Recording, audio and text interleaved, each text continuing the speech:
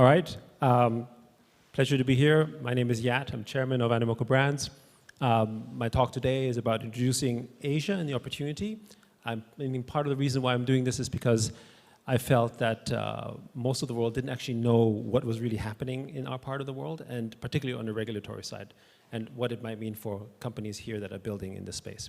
So let me first explain first. The regulatory climate in Asia is completely different than what you see particularly in the US, and to a lesser extent Europe. I think Europe is obviously more progressive than the US. Japan has made Web3 and the metaverse parts of its national agenda. Obviously Singapore has been driving it forward. Hong Kong in particular has been pushing forward Web3 in a really, really big way. And also Southeast Asia is basically sweeping, really if you think about it, is I think responsible for almost 50% of all the growth that we're seeing basically in the sort of general crypto Web3 market over the last 2 years. So these are stats that often aren't really talked about a lot, but let's go into some of the details. And of course here, India, Thailand, Vietnam, and so on are amongst the largest places in which cryptocurrency is being used, which are some very particular reasons behind that.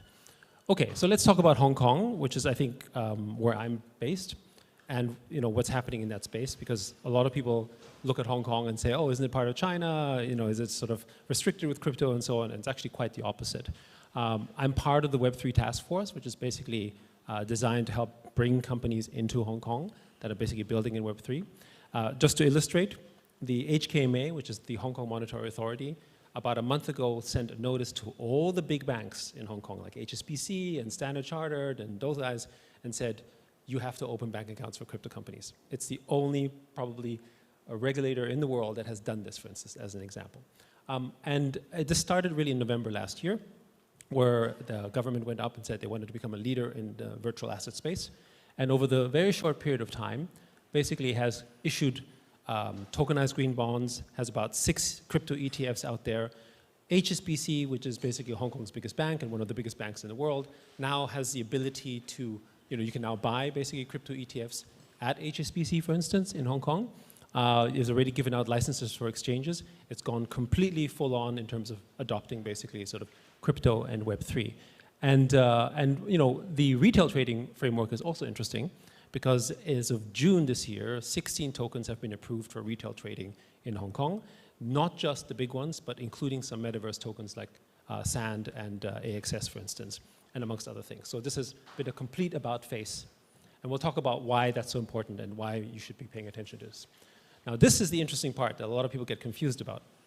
Because in the same week when Hong Kong released their sort of crypto token retail trading, Beijing released their Web3 white paper, in which they basically indicated that Web3 is the future of the internet. They didn't mention any crypto, but it happened just to be in that same week, and where they basically were directing towards innovation, put out budget towards basically progressing in Web3 in China. And of course, there was also a notice on Hong Kong, because on national TV, for those of you who know about China, CCTV is basically the national official broadcaster. It's a little bit like, I mean, it's not a good example, but it's like the BBC maybe in the UK, was basically talking about the ability to buy Bitcoin in Hong Kong through sort of a regulatory manner. So every Chinese person basically in China got to see this. So this is interesting, because it's not just about, it's not really just about what's happening in Hong Kong. It's really a message that's coming from, you could say, high above, as it were. And Hong Kong wouldn't do anything without the approval of China. So there's some bigger moves happening here. And of course, just to sort of top it off, ApeFest is actually coming to Hong Kong in November, just in case you cared. So, all right. Now, let's talk about why Asia is so forward on Web3 and why it matters so much. So first of all, you already know this, but it's worth reiterating. Web3 is about property rights. Basically, the whole framework is that you have the ability to own a piece of essentially the web, or your digital assets, or your data, as it were. And it has with it a very strong capitalist framework. And one of the main reasons why there's so much push on Web3 in Asia is partially because of the pro-capitalist narrative that exists in Asia. We can already see this narrative already in things like NFTs. Like last year, for instance, $24 billion worth of NFTs were sold in a bear market. But what's important isn't the $24 billion. What's important is that 90% or more of that value went to creators and owners of these NFTs. In contrast, something like Spotify only paid about $7 to $8 billion in that same year, which basically represents a very small percentage of the kind of income that was generated. So property rights already in the digital space demonstrate the kind of capital appreciation that you can have and the value. Now, This is a narrative that has been very true for Asia and is also what we believe is true for web3, which is the kind of countries that have low property rights, have very low GDPs, very low income, and the kind of countries that have very high property rights, say like France or like the UK or US, have very high GDPs and do typically very well. And the same narrative basically would apply, basically, we think, in web3. When you happen to own property rights for your digital assets, you have high income potential, and if you have no property rights, like with Facebook or with Meta or so on, then you have very low property rights and no ability because you can't rent them, you can't sell them, you can't do anything with it. You have no freedom to transact. This is a very big narrative for Asian countries in terms of why it matters to them so much. Because in the past, I'll give you this example for Korea, the introduction of property rights in the physical space and eventually in the digital space, and also introduction of sort of, you could call them democratic principles, has actually led to this economic miracle over the last 30, 40, 50 years in Asia. South Korea is a poster child example, but the same is true for Japan, the same is true for China, the same is true for Southeast Asia. It's worth noting that it was only 40 or so years ago that South Korea's economy was smaller than that of North Korea, because North Korea had natural resources, North Korea had a bigger population, and generally speaking was just doing better. So what was different about South Korea? Because they didn't have resources, they didn't have oil, they didn't have anything like this. They had, of course, natural resources in terms of people. They basically introduced democratic frameworks. They actually had a declaration of property rights. They introduced capitalism. And over a course of period of time, despite the little sort of bumps on the road, basically Korea is now the 12th or 13th largest GDP in the world. And if you look at Japan, and if you look at Singapore, and if you look at other Southeast Asian countries, they've all experienced the same. The point I'm making here is that within living memory, people in Asia have witnessed this, meaning my parents have come from an environment that had nothing to an environment where they were able to benefit from property rights and capitalism. So they understand this and they appreciate this. Korea, of course, also is an example, and this is true for Asia as well, is now one of the largest gaming markets. And it's basically the 4th largest gaming market in the world in the virtual digital space, which I'll get to into how that relates to Asia.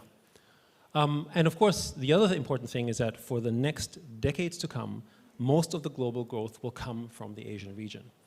It's not just because of population growth, it's because of basically the way that sort of growth is happening in terms of the economy, and of course the welcoming sort of perspectives on capitalism. So 70% of global growth this year is expected to come from the Asian region, basically just lifting the entire sort of market up, which would include, of course, crypto. This is in stark contrast from what we're seeing in places like America, right? So there's a very strong negative crypto narrative among certain people in America, and this has a lot to do with, we think, a lot to do with the inequity. So even though Asia has experienced inequity as well, broadly speaking, they have benefited from the introduction of capitalism. Whereas for a lot of young Americans, they have not really witnessed any of the benefits of capitalism as perhaps their parents have over the last 20 or 30 years. It hasn't worked for them, which is why there's been this rising tide of sort of this socialist narrative that's been going on in the US.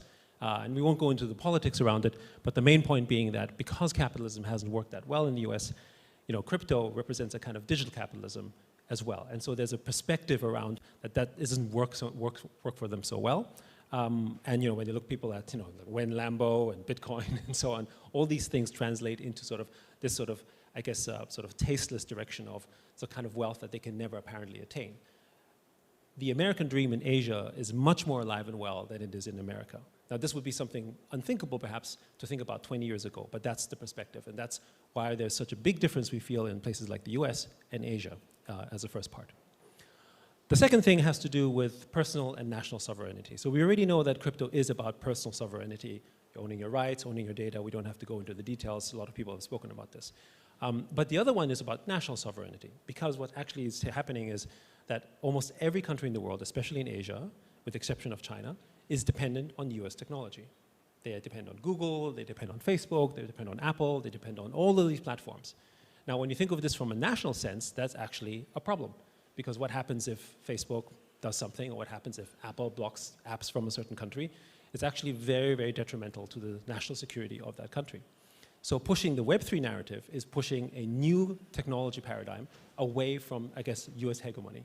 And that's actually another big agenda item, which is why Japan, Korea, China, all these places are pushing Web3 in a really big way because they see that as an opportunity to break away from basically US dominant technologies.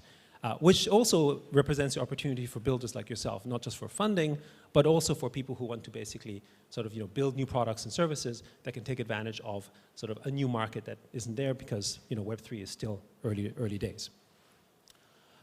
This is a major thematic, particularly for places like China, but it's irrelevant, which is de-dollarization. It's a common thematic. It's another reason why Web3 is being pushed in these places. Less dependency on the dollar. The dollar is, of course, as we know, the global currency of the world.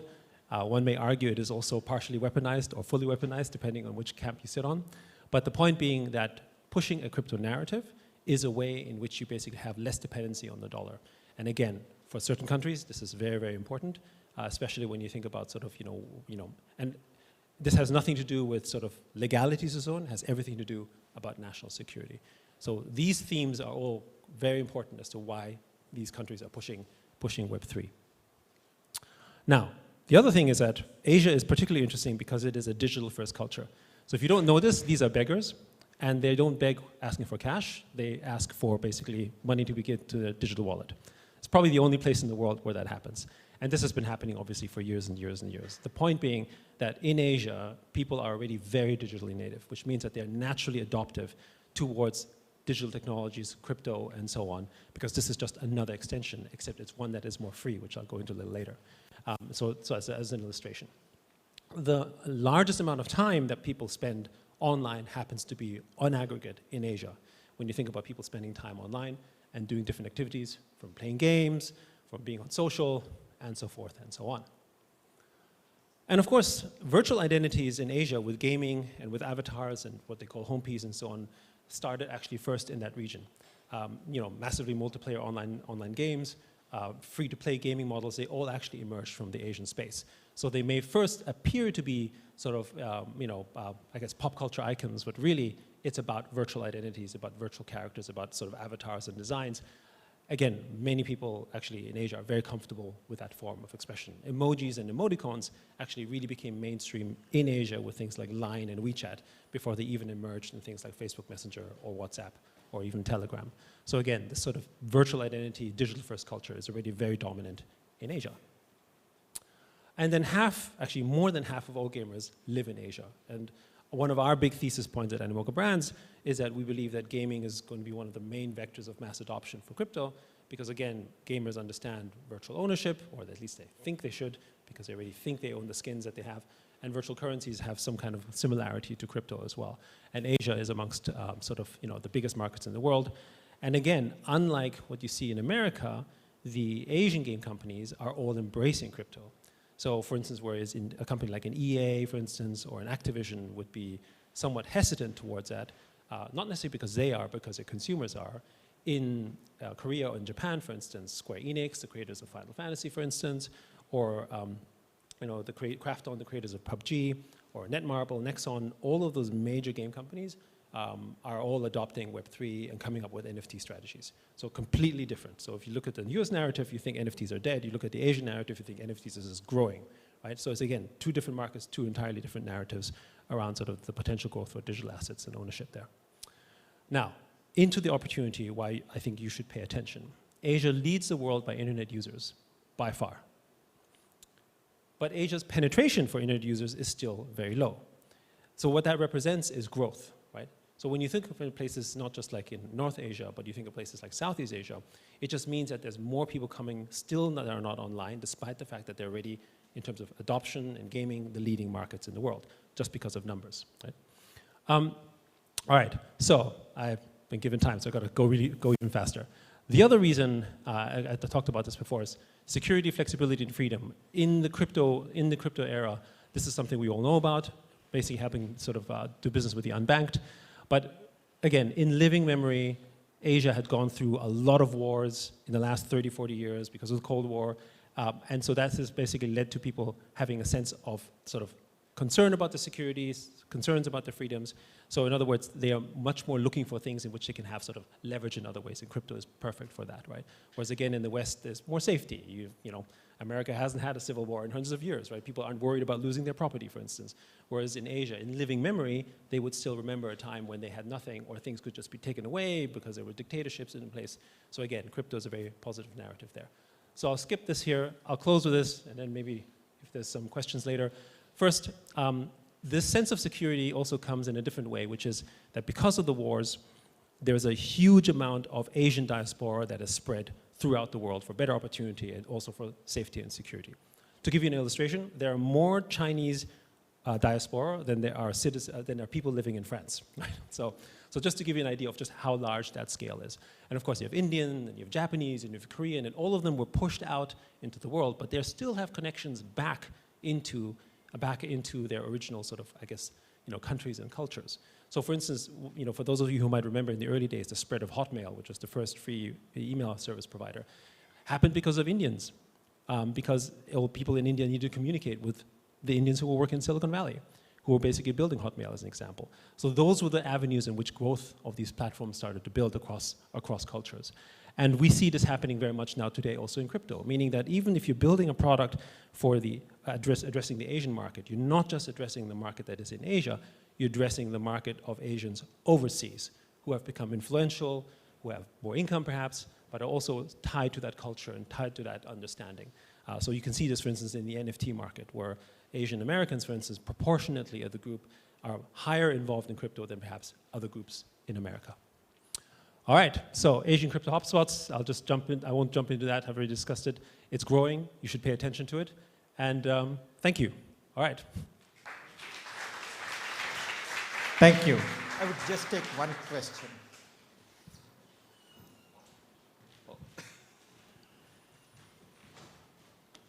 Hi, thank you for the very interesting presentation.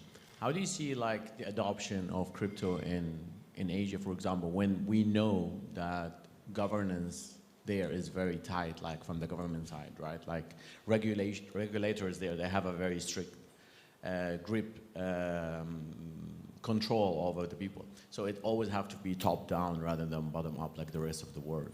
So our view is that regulation is generally a positive thing. I mean, obviously there can be very strict regulation versus more flexible, shall we say, but the reason why we think it's good is because it makes it legitimate.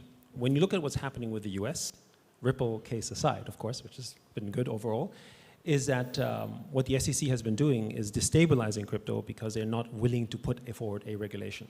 So that means for most people is a barrier to mass adoption because they're like, is it legal? Should I do it? I don't know, right? But the moment you regulate it, no matter how tight you do it, you are acknowledging that it is real, that it is serious. So we think that is a positive. Then you have to look at the type of regulation that takes place. So for instance, in the case of Hong Kong, we think the regulation is very positive because they've now allowed for retail trading for crypto. And by the way, the parameter in which you can get your tokens traded on retail in crypto is it just has to be listed on 2 major indexes, right? So it's not a difficult, it's not a hugely difficult parameter. If it gets listed on 2 major indexes, it means it has certain liquidity, volume, and certain parameters, which means to us, it's the pathway for Hong Kong to allow for retail trading for crypto for dozens, if not hundreds over time. So they've got that structure. Japan, as an example, is perhaps the only country in the world that allows for a legal IEO that is approved by the JFSA, which is the financial regulator. Again, most people don't know that. You can actually go through an application. It's actually a little easier than your classic sort of reg offering. And then you can list a token and you can raise money from the token in a legal manner in Japan, for instance. So these are all things that are happening in this market that people don't know because they're not in there, but they've already have those laws. And so to us, that's actually a positive. Thank you.